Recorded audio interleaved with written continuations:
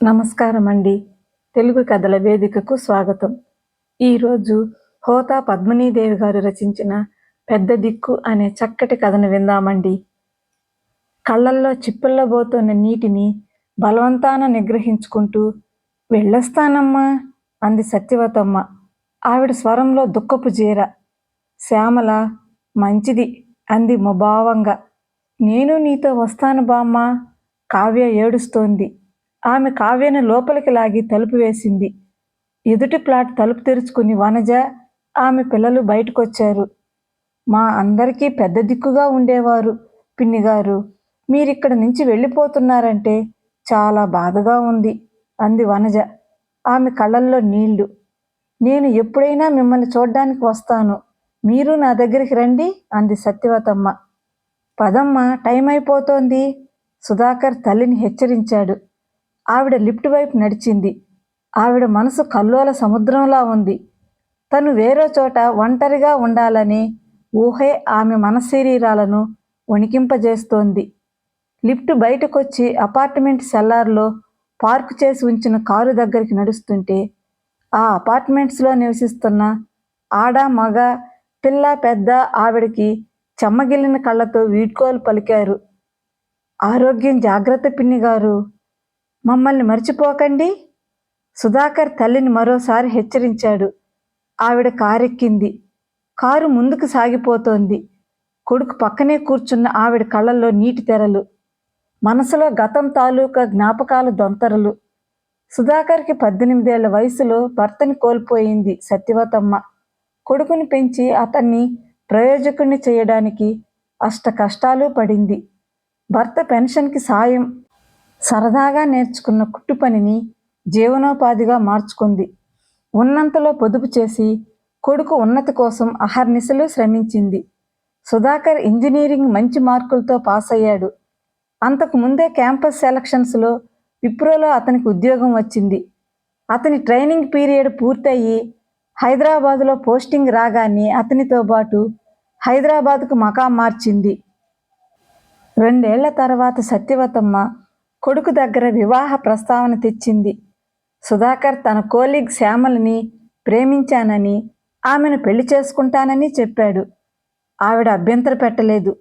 శ్యామలని కూతురులా చూసుకుందామని నిండు మనసుతో స్వాగతించిందామెను. కానీ ఆవిడలో అత్తవారినే చూసింది. తరాల అంతరాలు ఆ ఇద్దరి మధ్య తెలియని అడ్డుగోడను ఏర్పరిచాయి. ఆహారంలోనే కాదు, ఆహార్యంలో కూడా ఈ తరం అమ్మాయి శ్యామల. ఆఫీస్ నుంచి వస్తూ పిజ్జా ఆర్డర్ చేసి ఇంటికి తెస్తుంది. సుధాకర్ భార్య అభిరుచులకు అనుగుణంగా మారిపోవడం, తన వంటని పాతకాలం వంట అని విమర్శించడం చూసి ఆవిడ కొత్తలో బాధపడిన కాలక్రమేణా అలవాటు పడిపోయింది. శ్యామలకి రాను రాను అత్తగారి ఉనికి కంటకప్రాయంగా మారింది. ఆధునికమైన 3 బెడ్రూమ్ ప్లాట్లో అత్తగారు దిష్టిబొమ్మలా కనిపించసాగింది. ఆవిడను తన ఇంట్లోంచి ఎలా వెళ్ళగొట్టాలా అని ఆలోచించసాగింది. ఒంటరిగా ఉన్న సత్యవతమ్మ కొడుకుని తలుచుకుని కన్నీళ్లు పెట్టుకుంటూనే ఉంది. పంచప్రాణాలు కొడుకుపైనే పెట్టుకుని బతికింది. ఇప్పుడు ఆ కొడుకే తనని దూరంగా ఉంచాడు. కోడల పట్ల తనేమైనా తప్పు చేసిందా అనే ఆత్మవిమర్శ మొదలైంది ఆవిడలో. చాలామంది అత్తల్లా తనేమీ ఆమెను సాధించలేదు. నెలలో ఆ 3 రోజులు ఆమెను దేవుడి గదిలోకి రావద్దంది. శ్యామల వినలేదు. పంతంగా ఏదో పని ఉన్నట్లు ఆ గదిలోకి వచ్చేది.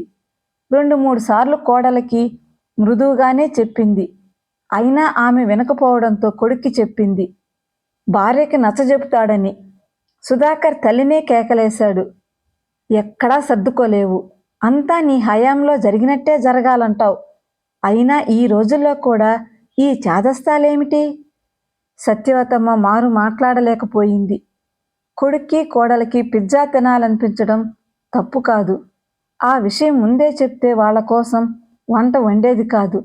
వాళ్ళ కోసం వండిన అన్నాన్ని కూరని ఫ్రిడ్జ్లో పెట్టి మరునాడు వేడి చేసుకుని తను తినేది. మిగిలిన అన్నాన్ని పని మనిషికిస్తే అది దుబారా ఖర్చు శ్యామల దృష్టిలో. మేము ఆఫీస్ నుంచి వచ్చాక వంట చేయకూడదు, సాయంకాలం 6ంటికే వండేయాలా? రోజు అవే కూరలు తినలేక చస్తున్నాం. సుధాకర్ విసుగ్గా అన్నాడు ఒకసారి. మీకు ఎప్పుడైనా బయట తినాలనిపిస్తే నాకు ఫోన్ చేసి చెప్పండిరా. కావ్య చిన్నపిల్ల, రాత్రి 9 దాకా అన్నం తినకుండా ఉండలేదు అందావిడ. అయినా కొడుకు కోడలు ఆవిడ మాటని ఖాతరు చేయలేదు. ఆ అపార్ట్మెంట్స్లో అందరూ సత్యవతమ్మని పెద్ద దిక్కుగా భావించేవారు. చిన్న చిన్న అనారోగ్యాలకి తనకి తెలిసిన చిట్కా వైద్యాన్ని చెప్పేదావిడ. వాళ్ళు ఆవిడ చెప్పినట్లు చేసి స్వస్థత పొందేవారు. తను చిన్నతనంలో నేర్చుకున్న రామదాసు కీర్తనల్ని, అన్నమాచార్య కీర్తనలని ఆ అపార్ట్మెంట్స్లోని పిల్లలకి నేర్పేది. ఒకరోజు సుధాకర్ శ్యామల ఆఫీస్ నుంచి వచ్చేటప్పటికి ఆవిడ ఎదుటి ప్లాట్లో ఉంటున్న వనజకి చరణములే నమ్మితి అన్న రామదాసు కీర్తనని నేర్పిస్తోంది. కావ్య కూడా అక్కడే కూర్చుని వాళ్లతో గొంతు కలిపి పాడుతోంది. శ్యామలకి ఆ దృశ్యం చూసి అరికాల మంట నెత్తికెక్కినట్లయింది. ఈవిడ గారు తను ఎంఎస్ సుబ్బలక్ష్మి అనుకుంటోంది. విసురుగా గదిలోకి వెళ్తూ కావ్య అనే ఒక గావుకేక వేసింది. కావ్య వణికిపోతూ లేచి గదిలోకెళ్ళింది. చదువుకోకుండా లొల్లాయి పాటలు పాడుతున్నావా? చెల్లుమంటూ కొట్టిన శబ్దం వెంటనే కావ్య ఏడుపు వినిపించాయి. నేను వెళ్ళొస్తాను పిన్నిగారు. వనజ మొహమాట పడుతూ లేచి వెళ్ళిపోయింది. సత్యవతమ్మ పాలిపోయిన ముఖంతో కోడల దగ్గరికెళ్ళి సంజాయిషీ చెప్తున్నట్టు అంది. కావ్య హోంవర్క్ చేసేసిందమ్మా. శ్యామల ఆవిడని మార్చేసేలా చూసి గది తలుపు దడాలన వేసింది. ఆ రాత్రి శ్యామల భర్తతో నిర్మోహమాటంగా సూటిగా తన మనసులోని ఉద్దేశాన్ని చెప్పింది. మీ అమ్మని వృద్ధాశ్రమంలో చేర్పిస్తారో లేక వేరే ఇంట్లో ఉండమంటారో మీరే నిర్ణయించుకోండి. ఆవిడ కారణంగా మన మధ్య గొడవలు జరిగితే మీరు నన్ను నిందిస్తే సహించను. సుధాకర్ భార్య మాటలు బాగా తలకెక్కాయి. తల్లిని వృద్ధాశ్రమంలో చేర్పించి లోకం దృష్టిలో తను విలన్ అవ్వాలనుకోలేదు. అందుకే కూకట్పల్లిలో చిన్న ప్లాట్ చూసి తల్లిని అక్కడ ఉండమన్నాడు. 7 ఏళ్ల కావ్యకి నాయనమ్మంటే ప్రాణం. ఆవిడ చెప్పే భారత భాగవతాలలోని కథలు వింటూ ఆవిడ పక్కలో నిద్రపోయేది. రోజూ తన స్కూల్ నుంచి ఇంటికొచ్చేటప్పటికి ఆవిడ గేటు దగ్గర కాచుకుని ఉండేది. ఇప్పుడు ఆవిడ వేరే ఇంట్లో ఉంటుందట. తన స్కూల్ నుంచి వచ్చి ఫస్ట్ ఫ్లోర్లో ఉంటున్న భక్తవత్సలం తాతగారి దగ్గర కూర్చుని చదువుకోవాలట. రాత్రి 8:30కి ఇంటికొచ్చి అమ్మ పొద్దుట వండిన అన్నాన్ని కూరని వేడి చేసి 4 ముద్దలు తినిపించి పడుకోబెడుతుంది. నానమ్మ లేని ఇల్లు నచ్చలేదు కావ్యకి.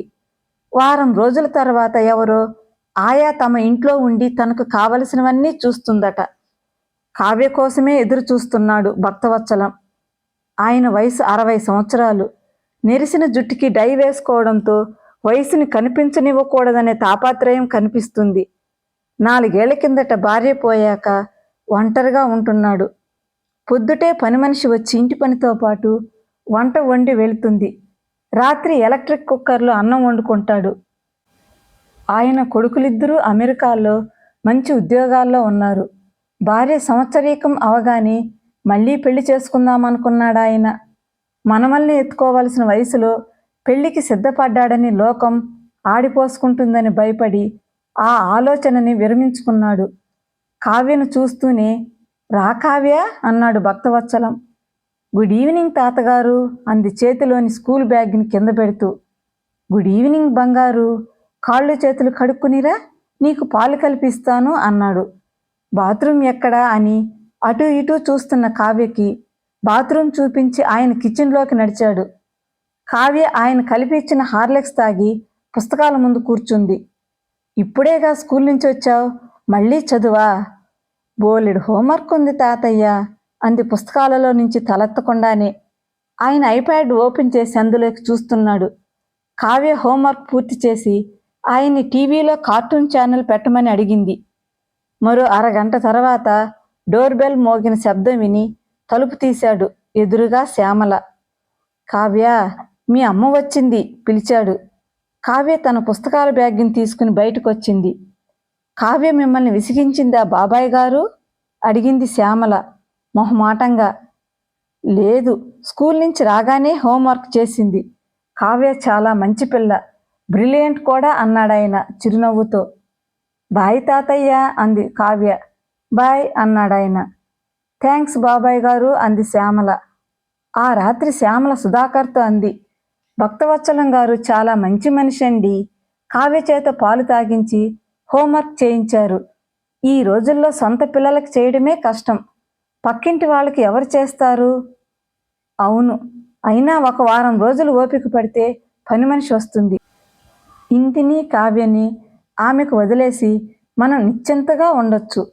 సుధాకర్ ఫ్రెండ్ నవీన్ ప్రాజెక్ట్ పని మీద అమెరికా వెళ్తూ వాళ్ళింట్లో పనిచేస్తున్న మనిషిని సుధాకర్కి శ్యామలకి పరిచయం చేశాడు. ఆమెకి 45 ఏళ్ల వయసు ఉంటుంది. మనిషి చురుగ్గా శుభ్రంగా ఉంది. పైగా ఆవిడ నమ్మకస్తురాలని నవీన్ సర్టిఫై చేశాడు. కానీ వారం రోజులలో వస్తానని చెప్పిన ఆమె తల్లికి ఒంట్లో బాగులేని కారణంగా నెల రోజుల దాకా రాలేనని చెప్పింది. ఆమె వచ్చేదాకా కావ్యని తమ ఇంట్లో ఉంచుకుంటానని భక్తవత్సలం గారు చెప్పారు. వనజ కావ్యని తన పిల్లలతో పాటు చూసుకుంటానని శ్యామలతో చెప్పినా ఆమె అంగీకరించలేదు. వనజకి శ్యామలకి వ్యక్తిగతంగా ఎలాంటి గొడవలు లేవు.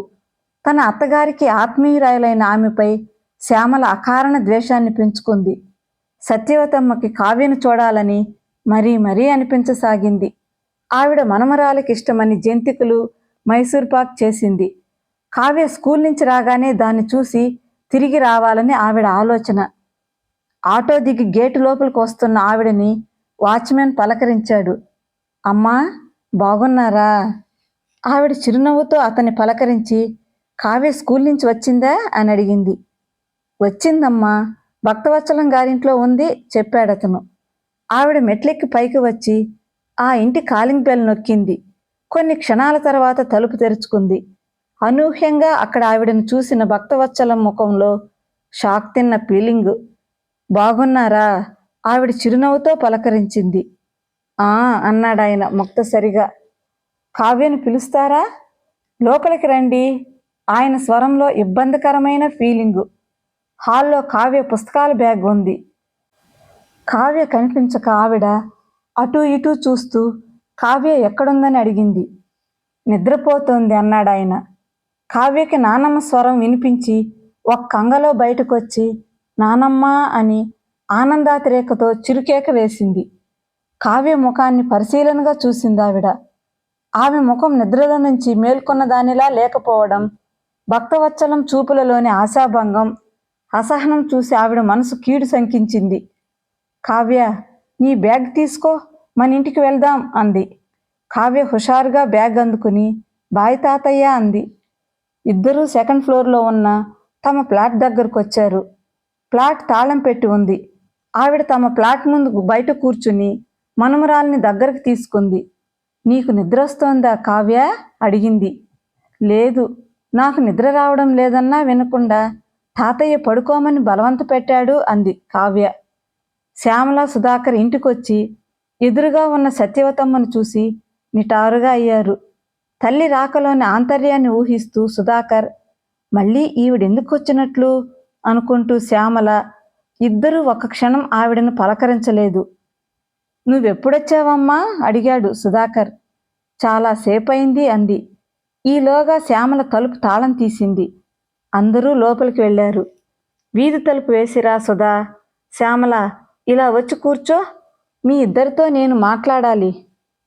వీధి తలుపు వేసిన సుధాకర్ తల్లి పక్కన కూర్చున్నాడు. శ్యామల ముఖం చిట్లిస్తూ వచ్చి కూర్చుంది. కావ్యని మీరు ఆఫీస్ నుంచి వచ్చే వరకు భక్తవత్సలం గారింట్లో ఎందుకుండమన్నారు? పని మనిషి ఇంకో 15 రోజుల్లో వస్తుంది అందాక నసిగాడు సుధాకర్. పోని మీ అమ్మగారిని ఇంట్లో ఉండమనలేకపోయావా? కావ్యను చూసుకునేవారుగా అంది. కావ్యను చూసుకోవడానికి మా అమ్మ బెంగుళూరు నుంచి ఇక్కడికి రావాలా? మా అన్నయ్యకి 2 ఎదిగిన ఆడపిల్లలున్నారు. మా అన్న వదినలు ఆఫీస్ నుంచి వచ్చే వరకు వాళ్ళ బాధ్యత ఆవిడిదే. అయినా ఎందుకలా అడుగుతున్నారు? చిరాగ్గా అంది శ్యామల. కావ్య, ఆ తాతగారు నిన్నేం చేశారో చెప్పు. ఇందాక నాకు చెప్పినదంతా మీ అమ్మకు చెప్పు అంది. ఒకరోజు నా బొగ్గ మీద ముద్దు పెట్టుకున్నారు, ఇంకో రోజు నా పెదాల మీద ముద్దు పెట్టుకున్నారు. మొన్న ఏం జరిగిందో చెప్పమ్మా అంది. నన్ను ఇక్కడ ముట్టుకున్నారు. కావ్య చూపించిన వైపు చూసి శ్యామల కళ్ళు భయోత్పాతంతో వెడల్పయ్యాయి. సుధాకర్ కాళ్ళ కింద భూమి కంపించింది. మరి ఆ విషయం మీ అమ్మతో చెప్పలేదా? అడిగింది ఆవిడ. నేను ఆ తాతగారింట్లో ఉండనని చెప్తే మా అమ్మ విసుక్కుంది. మీ నానమ్మ వెళ్ళిపోయిందని నీ ఏడుపు అంది. శ్యామల ముఖం పాలిపోయింది. శరీరంలో వణుకు. ఇవాళేం జరిగిందో చెప్పు. నేను స్కూల్ నుంచి రాగానే కాసేపు పడుకో అన్నారు. నాకు నిద్ర రావడం లేదు తాతగారు అన్నాను. వినకుండా నన్ను బలవంతంగా బెడ్రూంలోకి తీసుకెళ్ళి నన్ను పడుకోబెట్టి నా పక్కన ఆయన పడుకున్నారు. తరువాత ఏం జరిగింది? శ్యామల స్వరం కీచుగా ధ్వనించింది. ఈలోగా కాలింగ్ బెల్ మోగింది. నువ్వు బయటకు రాకు, ఎవరొచ్చారో నేను చూసి వస్తాను అని బయటకు వెళ్ళారు. ఈలోగా నానమ్మ గొంతు విని నేను బయటకొచ్చాను. నేనింక ఆ తాతగారింట్లో ఉండను. నానమ్మని మన దగ్గరే ఉంచుకుందాం ప్లీజ్ నానా, అమాయకంగా చెబుతున్న కావ్య చివరి మాటలని దీనంగా అడిగింది. శ్యామల వణికిపోతూ అప్రయత్నంగానే కూర్చున్న చోటు నుంచి లేచి నిలబడింది. కావ్య, నీకిష్టమని మైసూర్ పాక్ చేసి తెచ్చాను, తింటూ టీవీ చూడు అని చేతిలోని డబ్బాను మనమరాలకిచ్చింది. కావ్య టీవీ చూస్తుండగా కొడుకుని కోడలిని గదిలోకి రమ్మని సైగ చేసింది. యాంత్రికంగా ఆవిడను అనుసరించారిద్దరూ. ఇవాళ ఎంత పెద్ద ప్రమాదం తప్పిందో అర్థమైందా? సెక్స్ అంటే ఊహామాత్రంగానైనా తెలియని ఆ పసిపిల్ల తనకేం జరిగిందో కూడా తెలియని స్థితిలో వాడి పశువాంచకు బలైపోయి అసలు బతుకుతుందా? శ్యామల వెక్కి వెక్కి ఏడుస్తోంది. ఆడదైతే చాలు, వయసుతో నిమిత్తం లేదు. పసిమొగ్గ పండు ముసలి ఎవరూ మినహాయింపు కాదు. స్కూల్లో ఇంట్లో ఒంటరిగా ఉన్నప్పుడు ప్రమాదం పక్కింటి అంకుల్ రూపంలోనో క్లాస్మేట్ రూపంలోనో పొంచి ఉంటుంది. ఆడపిల్లకి రక్షణ ఎక్కడుంది? ఆవేదన ధ్వనించింది ఆవిడ స్వరంలో. శ్యామల మనసులో పశ్చాత్తాపం. కావ్య 3 నెలల పసికందుగా ఉండగా దాన్ని అత్తగారికి అప్పగించి ఆఫీస్కి వెళ్ళిపోయేది. కన్న తల్లి కంటే మిన్నగా కంటికి రెప్పలా దాన్ని కాపాడిన అత్తగారిని తమ మధ్య వచ్చిన చిన్న చిన్న విభేదాలని భూతద్దంలో నుంచి చూసి ఇంట్లోంచి వెళ్ళగొట్టింది. ఇవాళ సమయానికి ఆవిడ రాకపోయి ఉంటే శ్యామల ఆపై ఊహించలేకపోయింది. ఉమ్మడి కుటుంబ వ్యవస్థ కనుమరుగైపోయింది. అత్తమామలు ఊరిలో, కొడుకులు కోడళ్ళు సిటీలో. ఇద్దరూ ఉద్యోగం చేయకపోతే మనలాంటి వాళ్ళకి ఇల్లు నడవదు. ఎదుగుతున్న ఆడపిల్లని పని మనిషి మీద వదిలేసి వెళ్ళడం ఎంతవరకు సబబు? ఎవరూ లేకపోతే తప్పదు. నేనుండి పనికిరాని దాన్నయ్యాను. ఆవిడ స్వరం గాద్గదికమైంది. శ్యామల, సుధాకర్ ఆవిడ పాదాలను పట్టుకున్నారు. ఆ ఇద్దరి కన్నీళ్లు ఆవిడ పాదాలని అభిషేకిస్తున్నాయి. నన్ను క్షమించండి అత్తయ్యా, మాకు పెద్ద దిక్కుగా ఉన్న మిమ్మల్ని తోలనాడాను. అహంకారంతో మీ విలువ తెలుసుకోలేకపోయాను. కావ్య కోసమైనా మమ్మల్ని క్షమించి మీరు ఇక్కడే ఉండాలి, కాదనకండి అత్తయ్యా. సత్యవతమ్మ కోడల్ని లేవదీసి గుండెలకు హత్తుకుంది. ఆవిడ స్పర్శలో ఓదార్పు, మీకు నేనున్నాననే భరోసా. కథ సమాప్తమండి. కథ నచ్చినట్లయితే ఒక చిన్న లైక్ ఇచ్చి మరిన్ని చక్కటి కథల కోసం నా ఛానల్ని సబ్స్క్రైబ్ చేసుకోండి. కథ విన్నందుకు ధన్యవాదాలండి. మరలా మరో చక్కటి కథతో కలుసుకుందాము. అంతవరకు సెలవా మరి.